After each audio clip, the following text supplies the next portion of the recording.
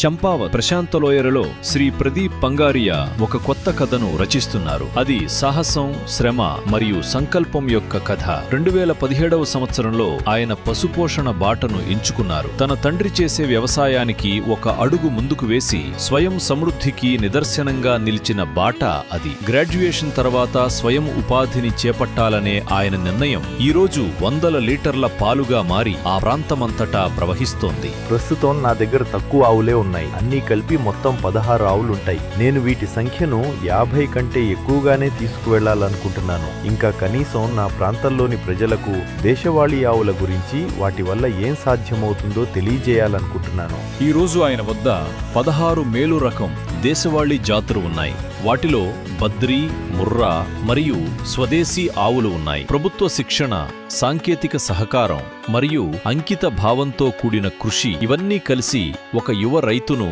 స్ఫూర్తికి ప్రతీకగా మార్చాయి. శ్రీ ప్రదీప్ పంగారియా కష్టంతో ఒక మిషన్గా పశుపోషణను భవిష్యత్తుగా మార్చాలనే పట్టుదలతో జీవిస్తున్నారు. సంకల్పం స్పష్టంగా ఉంటే చిన్న గ్రామాల్లో కూడా పెద్ద కలలు పుడతాయి మరియు అవి నెరవేరుతాయి అని ఆయన ప్రయాణం చాటి చెబుతోంది.